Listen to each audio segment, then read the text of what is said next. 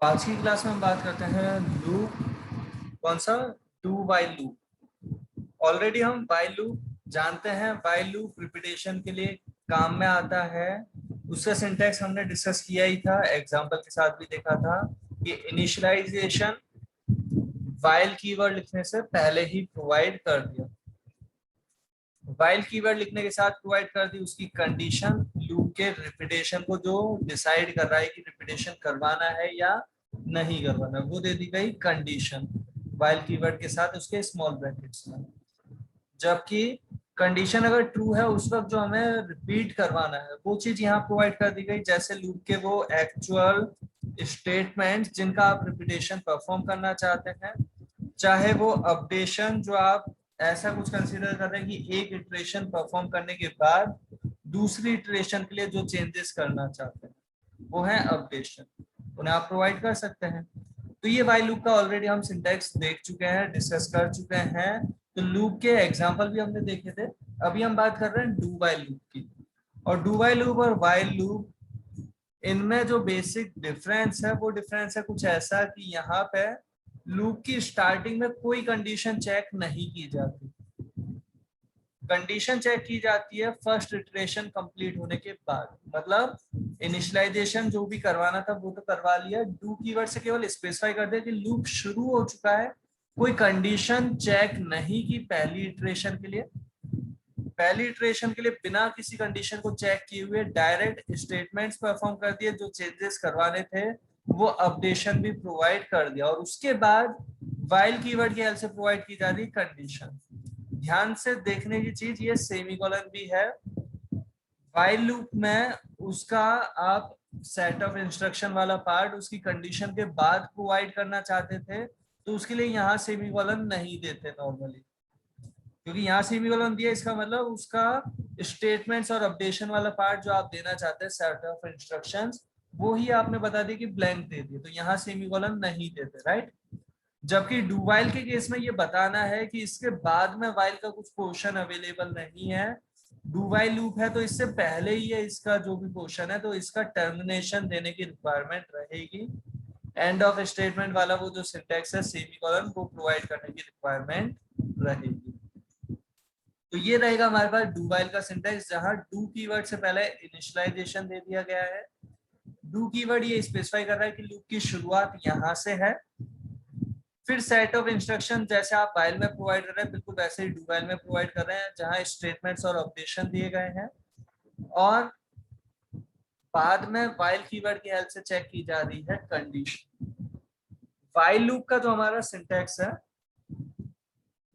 वो syntax work करता है एंट्री कंट्रोल लूप मैकेनिज्म पे। जबकि डू वाइल की अगर हम बात कर रहे हैं यहाँ पे, तो डू वाइल लूप का जो हमारा सिंटैक्स है वो वर्क करता है एग्जिट कंट्रोल लूप मैकेनिज्म पे। एंट्री कंट्रोल लूप का मतलब एंट्री के टाइम पे चेक करेगा कि अंदर जाने देना है या नहीं जाने देना, मतलब पहली बार भी कंडीशन चेक करके ही इटरेशन परफॉर्म होगी। जबकि do while exit control loop है जो कहता है कि काम करवा लो, बाद में देखते हैं एग्जिट के टाइम पे कि फिर से करवाना है या नहीं करवाना। तो डू वाइल जो वर्क करता है इसमें फर्स्ट इटरेशन की कोई कंडीशन चेक नहीं होती, बाकी सारी इटरेशन इस कंडीशन को सेटिस्फाई करने के बाद ही परफॉर्म हो रही होगी। तो बेसिक डिफरेंस जो है इसमें हर बार कंडीशन चेक हो रही है वाइल लूप के अंदर। डू वाइल के अंदर जो फर्स्ट इटरेशन है, फर्स्ट इटरेशन अनकंडीशनल होता है। एग्जाम्पल के साथ बात कर लेंगे। बाकी यहाँ पे वाइल लूप के अंदर कीवर्ड वाइल यूज में लिया जा रहा है लूप स्पेसिफाई करने के लिए। डू वाइल के अंदर डू अलग कीवर्ड है, वाइल अलग कीवर्ड है, ये दो कीवर्ड काम में लेके डू वाइल का सिंटैक्स इंप्लीमेंट होता है। जैसे इफ एल्स में इफ और एल्स दो कीवर्ड होते हैं। हम एग्जाम्पल के साथ यहाँ डू वाइल की बात करते हैं। सबसे पहले वही एग्जाम्पल जो हमने वाइल लूप की हेल्प से डिस्कस किया था, 1 2 3 अप टू n वाला वो इम्प्लीमेंटेशन। एक सीरीज प्रिंट करना चाहते हैं हम, इस कहां से लेके कहां तक, तो 1 से स्टार्ट करके कहाँ तक जो वैल्यू यूजर से हमने पूछी है उसके करस्पॉन्डिंग, n यूजर से पूछा गया नंबर है, वो नंबर जो भी है वहां तक हम ये सीरीज इंप्लीमेंट करना चाहते हैं। तो एक बार देखते हैं इस प्रोग्राम को कैसे करेंगे, राइट। तो यहाँ पे हम बात कर रहे हैं, सबसे पहले हमें जो भी वेरिएबल रिक्वायर्ड है वो तो डिक्लेयर कर ही रहे हैं। यूजर से वैल्यू रीड करवाना चाहते हैं, मैसेज दिया पहले एंटर वैल्यू, और रीड करने के लिए दे दिया scanner %d address of n। इस तरीके से हमने प्रोवाइड किया, वैल्यू n के अंदर रीड कर ली, स्मॉल n जो वेरिएबल लिखा है उसके अंदर। फिर जैसा हमारा व्हाइल लूप का सिंटेक्स था कुछ वैसा ही डू व्हाइल है, बस i इक्वल 0 या 1 जो भी आप इनिशियलाइजेशन रिक्वायर्ड लगे वो प्रोवाइड कर रहे हैं। यहाँ कोई कंडीशन अभी चेक नहीं कर रहे, सीधे लूप स्टार्ट और लूप में प्रिंट भी करवा दिया। i की वैल्यू 1 है तो प्रिंट करवा दिया इस वैल्यू को। जैसे ये 1 प्रिंट हो जाए तो नेक्स्ट टाइम क्या प्रिंट करवाना है, 2 प्रिंट करवाना है, नेक्स्ट टाइम 3 प्रिंट करवाना है, तो हमने प्रोवाइड कर दिया इंक्रीमेंट। और जब भी इंक्रीमेंट होता है फिर से हम चेक कर रहे हैं कि ये कंडीशन अगर ट्रू है तो ही रिपीटेशन करवाना है, अदरवाइज नहीं। तो कुछ इस तरीके से हमने ये प्रोवाइड कर दिया। ये जो हमारा प्रोग्राम है, इस प्रोग्राम को अगर हम कर रहे हैं कंपाइल, एंड इस पर्टिकुलर प्रोग्राम को कंपाइल कर रहे हैं,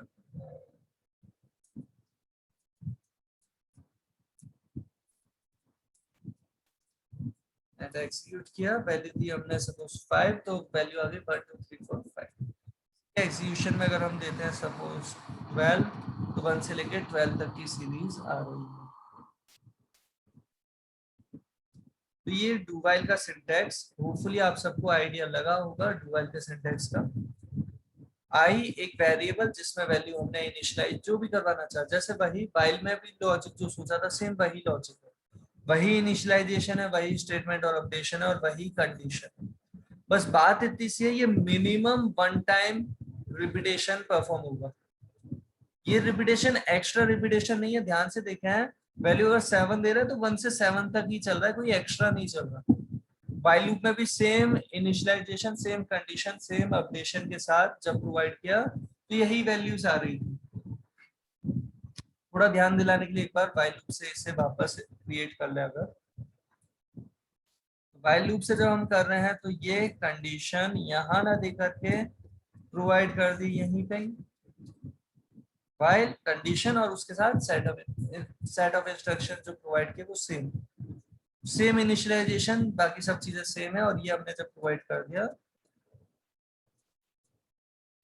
एग्जीक्यूट किया, वैल्यू देते हैं हम इसमें 5, तो 5 तक आता है। इसी के एग्जीक्यूशन में अगर देते हैं 12, तो 12 तक की सीरीज आ रही है।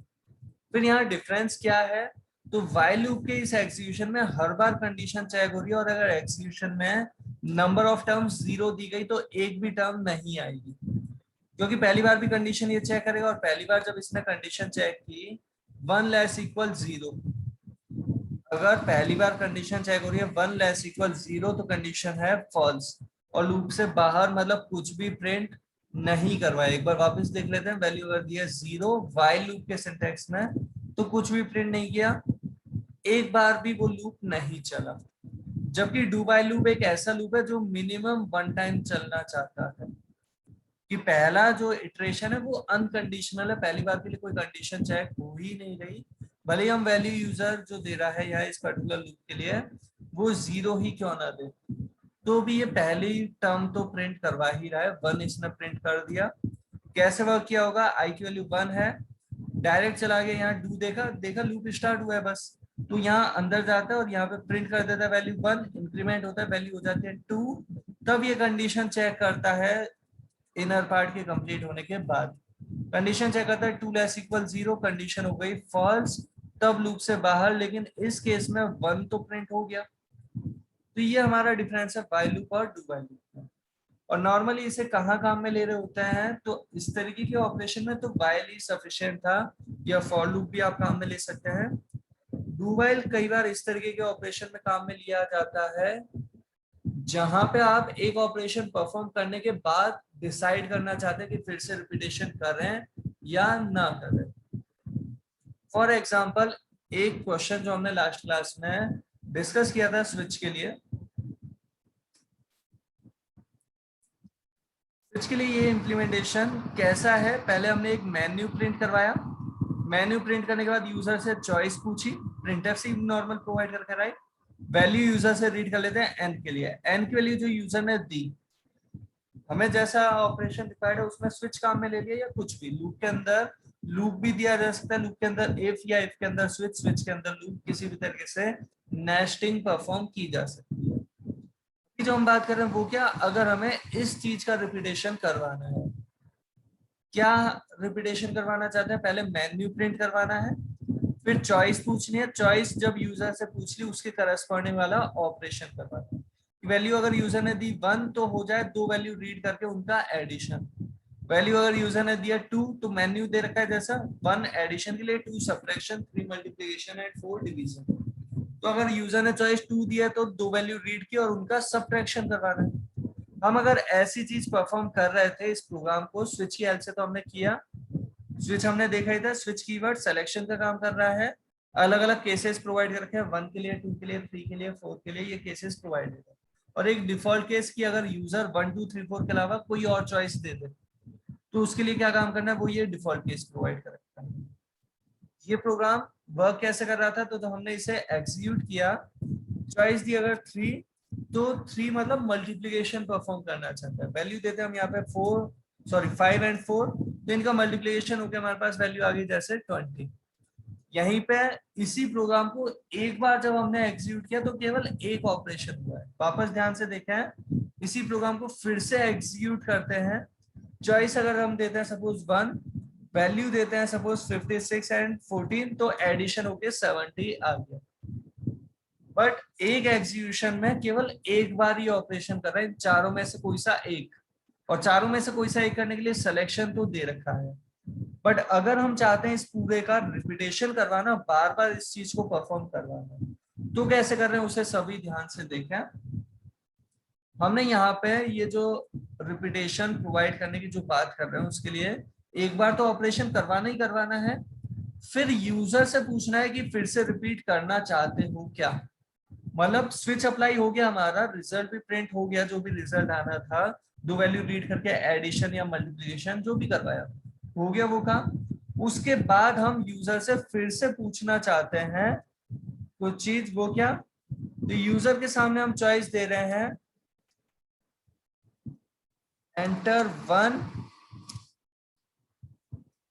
to repeat,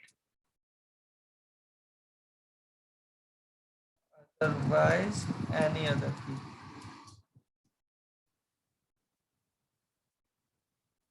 और हमने यहाँ रीड कर लिया, एक वेरिएबल सपोज दे दिया हमने, इंटीजर टाइप का ही ले लिया, सपोज ये आर नेम का वेरिएबल रिपीट करवाना है या नहीं करवाना उसे डिसाइड करना, और ये जो आर नेम का वेरिएबल हम रीड कर रहे हैं ये हमने प्रोवाइड कर दिया, जैसे मेन्यू था उसी तरीके से हमने ये आर पूछ लिया, क्या पूछा है, तो पूछने का तरीका सबका अलग अलग हो सकता है, हमने ये मैसेज ऐसा दे दिया कि अगर रिपीट करवाना है तब तो 1 एंटर करो, और नहीं करवाना तो कोई और की प्रेस कर दो, रिपीट करवाना है तो 1, नहीं करवाना तो कोई और की प्रेस कर दो, ऐसा हमने कह दिया। और अगर यूजर कहता है 1 तो रिपीट करवाना है, और रिपीट करवाना है तो हमने यहाँ क्या प्रोवाइड किया, व्हाइल लूप प्रोवाइड कर रहा है, रिपीट करवाना मतलब बार बार रिपीटेशन परफॉर्म करवाना चाहते हैं, उसके लिए अगर r इक्वल है 1 के, यूजर से r की वैल्यू पूछिए और अगर वो वैल्यू 1 दी है यूजर ने तो रिपीट करवाना है, अदरवाइज नहीं करवाना, और इस केस में रिपीटेशन जहां तक भी देना चाहते हैं उससे पहले हमने लिख दिया डू। फॉर एग्जाम्पल अगर हमने ये चीज प्रोवाइड की होती यहाँ डू के साथ, समझना इसे, ये डू हमने प्रोवाइड कर दिया कहा, मेन्यू प्रिंट हुआ एक बार, चॉइस पूछी एक बार, और डू लूप स्पेसिफाई कर रहा है जिसमें बार बार ये सिलेक्शन परफॉर्म हो रहा है स्विच वाला, और फिर यूजर से पूछते हैं उसकी चॉइस और उससे करस्पॉन्डिंग ऑपरेशन करते हैं। पहले एक बार अभी जैसा कर रखा है उसे कंपाइल एंड एग्जीक्यूट करके देखते हैं।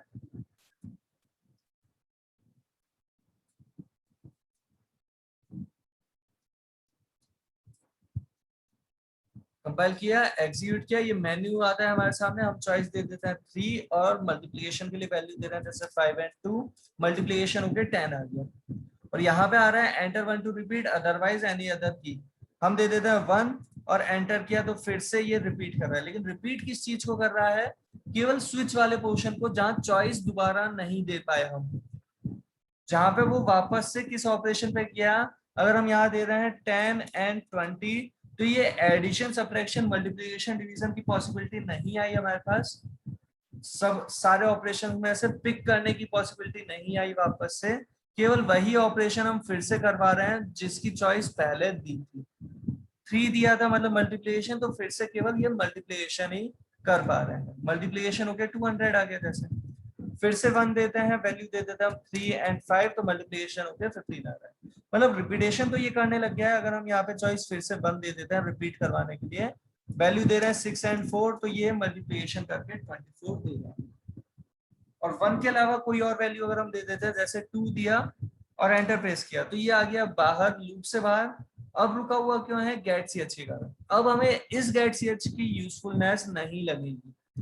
रीजन, ऑलरेडी यूजर से हम यूजर के सामने आउटपुट तो प्रिंट कर चुके थे और यूजर से पूछ रहे थे कि 1 देना है या कोई और नंबर देना है, और वो यूजर सोच समझ के देता है वो नंबर और एंटर प्रेस करता है। तो हमारा काम क्या होना चाहिए? प्रोग्राम खत्म कर देना। अब गेट सी एच यहाँ पे यूजफुल नहीं है, गेट सी एच का टास्क नहीं चाहते तो हटा दें, क्योंकि अभी जो हो रहा था ऑपरेशन परफॉर्म, जैसे चॉइस 1 दी, तो एडिशन वाला ऑपरेशन बार बार हम परफॉर्म करवा सकते हैं। वापस से 1 हमने ये किस चीज के लिए कहा? रिपीट करना है या नहीं, उसके लिए 1 कहा, तो रिपीट करने के लिए 1 कह दिया, लेकिन चॉइस हम चेंज नहीं कर पाए, हमने 34 एंड 6 दिया, तो एडिशन होके आ रहा है।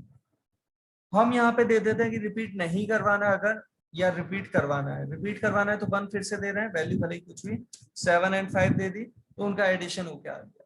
और कोई और वैल्यू दे देते हैं, जैसे हम 8 दे दिया, एनी अदर की 8 प्रोवाइड कर रहे हैं, तो आर की वैल्यू 1 नहीं है तो लूप से बाहर आ जाएगा, और लूप से बाहर आ रहा है मतलब प्रोग्राम खत्म कर देना चाहिए था। ये एक्स्ट्रा कैरेक्टर रीड करने के लिए रुका हुआ है। अगर आप चाहें तो इस गेट सी एच की अब रिक्वायरमेंट नहीं है, तो इसे हमने हटा दिया। साथ के साथ ये जो डू स्पेसिफाई कर रखा है, ये पॉसिबिलिटी कैसी दे रहा है? तो ये पॉसिबिलिटी देता है केवल इतनी कि आप वापस से ऑपरेशन वही परफॉर्म करवा सकते हैं जिसकी चॉइस आपने पहले दी थी। अगर आप चाहते हैं यहाँ पे कुछ ऐसा करना कि वापस से यूजर से चॉइस पूछ ली जाए, तो आप डू यहाँ पे भी स्पेसिफाई कर सकते हैं। इस केस में क्या होगा? कंपाइल किया, एग्जीक्यूट किया, मेन्यू प्रिंट होता है, 3 दे दिया हमने वैल्यू, 2 वैल्यूज प्रोवाइड कर रहे हैं, जैसे 20 एंड 5 दिया, तो ये मल्टीप्लिकेशन होकर आ गया। रिपीट करने के लिए 1 देते हैं, तो एंटर योर चॉइस फिर से आता है, ये चॉइस पूछने का काम फिर से हो रहा है। और यहाँ पे हम चॉइस कर देते हैं चेंज, जैसे 2 दे दिए सब्ट्रैक्शन के लिए, वैल्यू दे रहे हम 34 एंड 6, तो ये सब्ट्रैक्शन होके आ गया। फिर से हम रिपीट करवाना चाहते हैं, 1 दिया, और चॉइस यहाँ पे हम चेंज कर सकते हैं, डिवीजन करवा सकते हैं, 20 एंड 4 दिया, तो उनका डिवीजन होके आ गया हमारे पास। यहीं पे रिपीट करने के लिए फिर से 1 देते हैं, और वापस से आप चॉइस प्रोवाइड कर सकते हैं, जैसे 3 दे दिया और मल्टीप्लिकेशन करवा, कोई और वैल्यू देंगे तो ये टर्मिनेट कर दिया। समय नहीं रुका, जैसे ये दिया प्रोग्राम से बाहर है। आप चाहें तो एक और चीज देख सकते हैं कि यहाँ पे ये जो मेन्यू प्रिंट हुआ था वो एक बार ही हुआ था, और बार बार बस रिपीट करवा रहे हैं किस चीज को? एंटर योर चॉइस वाले मैसेज को। आप चाहें तो कुछ इस तरीके से भी प्रोवाइड कर सकते हैं। ध्यान से देखें, जब ये हमने लूप स्टार्ट किया तब तक तो कोई कंडीशन चेक करने के लिए थी ही नहीं। व्हाइल लूप से अगर सोच रहे होते तो क्या कंडीशन देते? कोई कंडीशन है ही नहीं यहाँ पे यूजफुल ऐसे। तो यहाँ दे दिया हमने व्हाइल नहीं, डू व्हाइल लूप। पहली बार में कोई कंडीशन चेक करनी ही नहीं है, तो डू स्पेसिफाई कर दिया कि लूप की स्टार्टिंग तो है, पर सीधे अंदर चले जाओ और अंदर जो भी काम है वो काम करो। फाइनली उस काम को करने के बाद, जैसा हमने आगे दे रखा है उसी लूप के अंदर ही, कि वापस से पूछा कि रिपीट करवाना है या नहीं करवाना। यूजर कहता है 1 तो रिपीट करवाना है, नहीं तो नहीं। वो हमने यहाँ आर के अंदर पूछा, उसी के करस्पॉन्डिंग कंडीशन दे दी। अगर आर इक्वल है 1 के तब तो रिपीट, इक्वल नहीं है तो रिपीट नहीं कर रहे। तो कुछ ऐसा ये प्रोवाइड कर दिया है, कंपाइल किया, एक्सिक्यूट किया। अब इस चीज को हम देखें अगर, तो कैसा ये प्रोवाइडेड है? जैसे चॉइस दी 3, वैल्यू दे दिया हमने सपोज 4 एंड 8, तो इनका मल्टीप्लिकेशन होके आ गया। फिर से रिपीट करने के लिए हमने 1 दिया, और 1 देने पे वापस से ये मेन्यू प्रिंट होता है। वापस से चॉइस हम दे सकते हैं, और चॉइस दे रहे हैं सपोज 4, डिवीजन के लिए हमने वैल्यू दे दी सपोज 25 एंड 5, तो हमारे पास डिवीजन परफॉर्म हो गया। यही ये जो ऑपरेशन हमारे सामने परफॉर्म हो रहा है, इसी पर्टिकुलर एग्जांपल में अगर हम फिर से रिपीट करने के लिए 1 कह देते हैं, तो फिर से ये हमारे पास चॉइस पूछता है, चॉइस दे रहे हैं 2, सब्ट्रैक्शन परफॉर्म करवा सकते हैं एंड सो ऑन। इस तरीके से आप बार बार रिपीट करवा सकते हैं। चॉइस 1 देके फिर से एडिशन भी करवा सकते हैं, जैसे 34 एंड 16 का एडिशन करवा। तो यहाँ इस तरीके से हम ये इंप्लीमेंट कर रहे थे, कोई और नंबर देके हमने इससे एग्जिट कर लिया। यहाँ तक की बात होपफुली आप सबको कुछ आइडिया लगा होगा। सर इसकी फोटो क्लिक करनी पर ऊपर करना। तो अब जो हमने बात की थी ये डू व्हाइल लूप का, ये जो इम्प्लीमेंटेशन कर रहे थे, एक बार वापस देखते हैं ये इम्प्लीमेंटेशन। ये मैं एग्जांपल कॉपी पेस्ट किया, अभी कुछ चेंजेस नहीं किए हमने इस एग्जांपल में। इस प्रोग्राम को हम कर रहे हैं एग्जीक्यूट। चॉइस देते हैं हम यहाँ पे जैसे 3 मल्टीप्लिकेशन के लिए, वैल्यू प्रोवाइड कर रहे हैं जैसे 23 एंड 5, मल्टीप्लिकेशन होके आ गया जो भी। फिर वापस से रिपीटेशन करवाना चाहते हैं, बिल्कुल करवा सकते हैं। चॉइस दे दी जैसे 1, तो एडिशन करवा रहे हैं 34 एंड 17 का, एडिशन होके वैल्यू आ गई। और कोई और नंबर अगर हम दे रहे हैं तो इस तरीके से हम इससे एग्जिट भी कर सकते हैं। यहीं पे ये जो हम इम्प्लीमेंटेशन प्रोवाइड कर रहे थे, इसी इम्प्लीमेंटेशन में एक छोटा सा चेंज। वो चेंज क्या कि जब हमने यूजर से ये वैल्यू पूछ ली रिपीट करवाना है या नहीं करवाना, तो एक काम और करते हैं। वो काम क्या? तो अगर आप कर रहे हैं टर्बो सी कंपाइलर पे वर्क, तो कह रहे हैं CLR SCR क्लियर स्क्रीन, एक प्रीडिफाइंड फंक्शन है जिसके लिए header file conio.h header file available है, उसे आप काम में ले सकते हैं। अगर आप वर्क कर रहे हैं टर्बो सी जैसे कंपाइलर पे जिसपे ये फंक्शन अवेलेबल होता है, इसका काम क्या है? इसका काम ऐसा है कि अभी तक कंसोल पे जितना भी राइट हुआ उस सबको क्लियर कर देगा। यहीं अगर हम काम में लेते हैं एक बार predefined function system, system name का ये जो प्रीडिफाइंड फंक्शन है डेव सी पे, टर्बो सी पे नहीं है, डेव सी पे अगर हम इसे काम में ले रहे हैं, तो इसके करस्पॉन्डिंग यहाँ पे आपको एक कमांड प्रॉम्प्ट में जो कमांड वर्क करती है वो प्रोवाइड करने की रिक्वायरमेंट रहेगी। अगर आप लिनक्स पे वर्क कर रहे हैं तो पॉसिबली वो कमांड क्लियर होगी, अगर आप वर्क कर रहे हैं विंडोज पे तो पॉसिबली वो कमांड CLS होगी। आप दोनों में से ट्राई करके देख लेना अपने अपने कंपाइलर पे जिस पे भी आप वर्क कर रहे हैं। सिस्टम CLS ये जो हम प्रोवाइड कर रहे हैं ये किस लिए? क्लियर करने के लिए, स्क्रीन क्लियर करने के लिए प्रोवाइड कर रहे हैं। कंपाइल किया, एग्जीक्यूट किया, यहाँ चॉइस देते हैं हम 3, वैल्यू देते हैं हम जैसे 34 एंड 5, मल्टीप्लिकेशन होके आ गया 170। रिपीट करने के लिए पूछता है रिपीट करना है या नहीं, 1 किया, रिपीट करना है, तो ये पूरा जैसे हम इसे वैल्यू देंगे, एक बार समझना, R को वैल्यू मिल गई, आगे लूप वापस से जाएगा, लेकिन उससे भी पहले पूरी स्क्रीन पे जो भी लिखा हुआ है उसे क्लियर कर देगा। और जब उसे क्लियर कर दिया तो वापस से सब हट चुका है, कंडीशन चेक होगी, R इक्वल है 1 के, उस वक्त जाएगा ये डू वाले पोजीशन पे और क्या करेगा? वापस से मेन्यू प्रिंट करेगा, ये चॉइस पूछेगा, तो यहाँ पे ये क्लियर होगा और तुरंत इतना पार्ट फिर से लिखा हुआ आ जाएगा हमारे सामने। तो देखने में ऐसा लगेगा जैसे बाकी चीज हट गई है। एक बार देखते हैं हम इसे, ये जो प्रोवाइड कर रखा है हमने, एंटर प्रेस किया 1, तो वो पूरा पार्ट हटा और फिर से वापस से ये चीज प्रिंट होके आ गई, क्योंकि ये लूप के अंदर। हम यहाँ पे फिर से जैसे चॉइस दे रहे हैं 2, वैल्यू दे रहे हैं 23 एंड 6, तो ये सब्ट्रैक्शन होके आ गया। 1 देते हैं तो फिर से ये इस तरीके से। 4 दे रहे हैं डिवीजन परफॉर्म करने के लिए, 25 एंड 2 दे दिया तो डिवीजन परफॉर्म होके आ गया है। फिर से 1 दे देते हैं तो इसके करस्पॉन्डिंग पुराना क्लियर होता है और नया डेटा हमारे पास जो प्रिंट करवाया लूप में आके वो प्रिंट हो जाता है। हम यहाँ पे जो भी ऑपरेशन करवाना चाह रहे हैं वो करवाते जा रहे हैं। इस तरीके हो गया।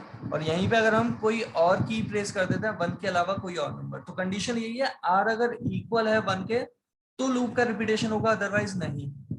लेकिन अगर कोई और नंबर है तो रिपीटेशन ये नहीं होगा। तो इस तरीके से हमने ये प्रोवाइड किया। फाइनली ये हमारा प्रोग्राम कंप्लीट हो चुका है। और ये जो एक्स्ट्रा मैसेज है ये तो केवल डेवसी कंपाइलर पे आता है, बाकी कंपाइलर्स जो मैसेज दे रहे होंगे अपनी तरफ से उन्हें दिखाई देगा, बाकियों को नहीं। और ये जो अभी हमने इम्प्लीमेंटेशन प्रोवाइड कर रखा है, इसी इम्प्लीमेंटेशन की एक और कॉपी हम अगर क्रिएट करते हैं,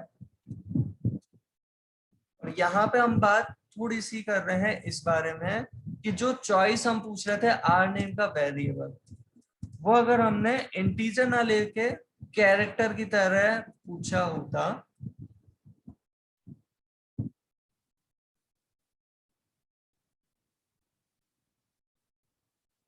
कैरेक्टर टू रिपीट कौन से, यस और नो,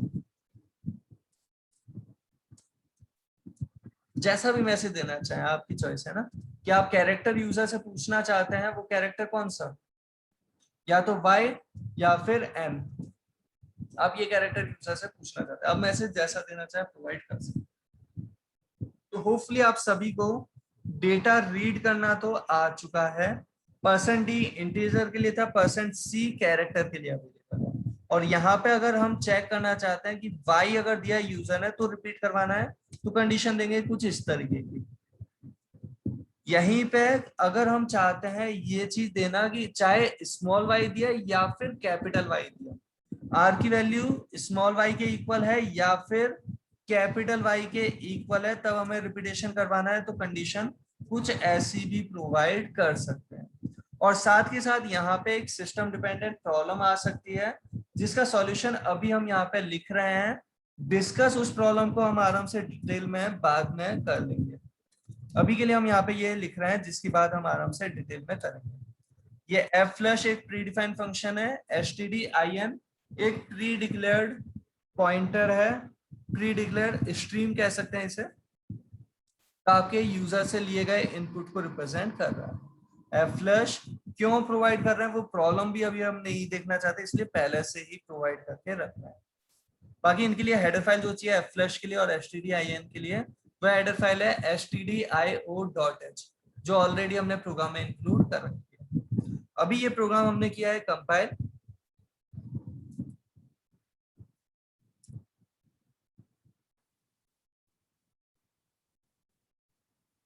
एंड एग्जीक्यूट।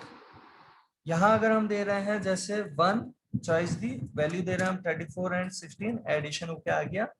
रिपीट के लिए हम कहते हैं यस, तो रिपीट के लिए यस कहना चाह रहे हैं, y दिया और एंटर प्रेस कर दिया, पुराना क्लियर होता है जैसा हमने प्रोवाइड कर रखा था और नया लिखा हुआ आ जाता है। और फिर से हम यहाँ पे मल्टीप्लिकेशन करवा रहे हैं, जैसे 5 एंड 3 दिया, मल्टीप्लिकेशन होके आ गया, फिर से y दे देते हैं, मतलब यस, फिर से वो क्लियर करता है और वापस से प्रिंट होता है। डिवीजन परफॉर्म कर रहे हैं जैसे यहाँ पे 24 और 7 इस तरीके का दिया, तो डिवीजन का रिजल्ट आ गया। अब हम रिपीट नहीं करवाना चाह रहे, हमने दे दिया m और एंटर प्रेस किया, ये प्रोग्राम हो गया हमारा कंप्लीट। इसी पर्टिकुलर एग्जांपल में आप scanf की जगह बहुत से और फंक्शंस भी ट्राई कर सकते हैं, जिनमें सबसे पहले अगर हम बात करते हैं यहाँ पे getchar एक प्रीडिफाइंड फंक्शन। getchar का सिंटेक्स कैसा है, तो scanf और getchar में तो बहुत डिफरेंस दिख रहा होगा। scanf क्योंकि फॉर्मेटेड वैल्यूज स्कैन करने के लिए है, अलग अलग फॉर्मेट की वैल्यू रीड कर सकते हैं, %c से कैरेक्टर, %d से इंटीजर, %f से फ्लोट। जबकि getchar स्पेसिफिकली कैरेक्टर फॉर्मेट में डेटा रीड करने के लिए कि r कैरेक्टर होगा जिसमें आप स्टोर करवाना चाह रहे हैं, अगर स्टोर करवाना है तो। बाकी वर्किंग आप स्कैनअप जैसे देखते हैं कुछ वैसी ही वर्किंग विजिबल होगी। एग्जीक्यूट किया, चॉइस दी 3, वैल्यू दे रहे हैं 34 एंड 5, तो मल्टीप्लिकेशन होके आ गया, और यहाँ देते हैं बाय, एंटर प्रेस करते हैं, आगे काम करता है। चॉइस दे रहे हैं हम यहाँ 2, वैल्यू दे रहे हैं 23 एंड 5, तो ये इस तरीके से वर्क करता है।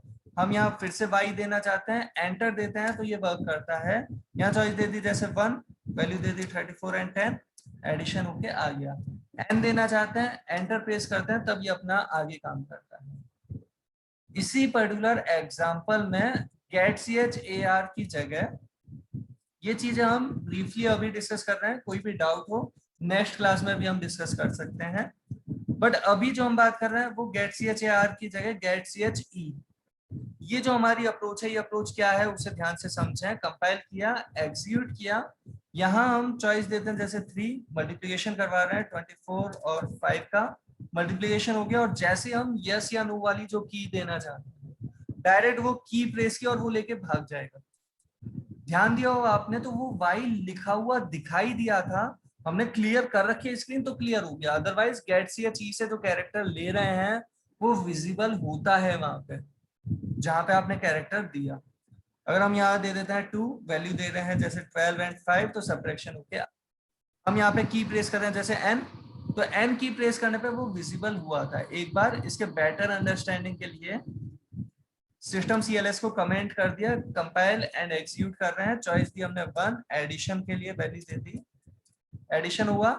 यहाँ देते हैं y, तो ध्यान से देखें y जब दिया एंटर का वेट नहीं किया, वहीं की वहीं उसने आगे काम स्टार्ट कर दिया, और जब एंटर नहीं लिया तो लाइन चेंज भी नहीं हुई, सेम लाइन में आगे काम स्टार्ट हो गया, राइट। तो ये गेट CHE और गेट CHAR में डिफरेंस कि गेट CHAR एंटर का वेट करता है, गेट CHE कहता है पहले से सोच समझ के ही की प्रेस करना, जो भी की प्रेस करोगे उसे लेके वो भाग जाएगा और आगे काम करवाएगा।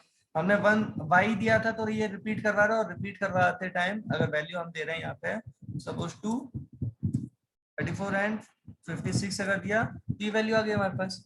रिपीट नहीं करवाना तो n दिया, ये n विजिबल है लेकिन एंटर का वेट नहीं किया। यहीं पे गेट CHE की तरह ऑलरेडी एक फंक्शन जो हम मोस्ट ऑफ द एग्जांपल्स में ऑलरेडी काम में लेते आ रहे हैं उसे भी देख रहे हैं, कैरेक्टर रीड करके हमें स्टोर करवाना है अगर आर में, तो इस तरीके से प्रोवाइड किया। ये हमने किया कंपाइल एंड कर रहे हैं एग्जीक्यूट। चॉइस देते हैं 3, वैल्यू दी जैसे 23 एंड 7, मल्टीप्लिकेशन होके आ गया। यस के लिए y प्रेस किया, ध्यान से देखें वो y भी दिखाई नहीं दिया, जो वैल्यू दी वो वैल्यू भी दिखाई न दे उसके लिए गेट CH एंटर का वेट नहीं कर रहा, वैल्यू दिखा भी नहीं रहा, बस लेके भाग जाता है।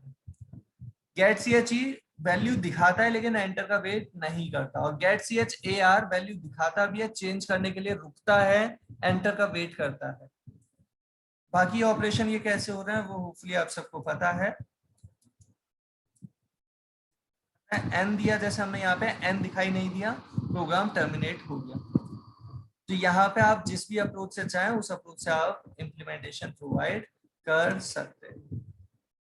और सिस्टम CLS अगर यूजफुल लग रहा है तो बिल्कुल प्रोवाइड कर सकते हैं। कंपाइल एंड एग्जीक्यूट किया, चॉइस दी जैसे 2, वैल्यू दे दी 45 एंड 6, ये आगे इस तरीके से हम देते हैं n, तो ये टर्मिनेट हो गया। अगर इसी के एग्जीक्यूशन में हम दे देते हैं चॉइस सपोज 2, वैल्यू दे रहे हैं हम 12 एंड 7, सब्ट्रैक्शन होके आ गया, y दिया रिपीट कर रहा है, 1 दी चॉइस फिर से। तो होपफुली आप सभी को यहाँ तक की बात का आइडिया लगा होगा। वैल्यू अगर हमने दे दी 56 एंड 2, तो इनका मल्टीप्लिकेशन हो गया, फिर से रिपीट करते हैं, चॉइस दे देते हैं हम 7, इनवैलिड चॉइस, और फिर से रिपीट के लिए पूछ रहा है। होपफुली ये भी आपको आइडिया, यस कह देते हैं तो फिर से रिपीट हो रहा है, हमने यहाँ चॉइस दी एंड ऑपरेशन एन दिया तो प्रोग्राम टर्मिनेट। तो आज के लिए इतना ही करते हैं, होपफुली आप सभी को यहाँ तक की बात का आइडिया लगा।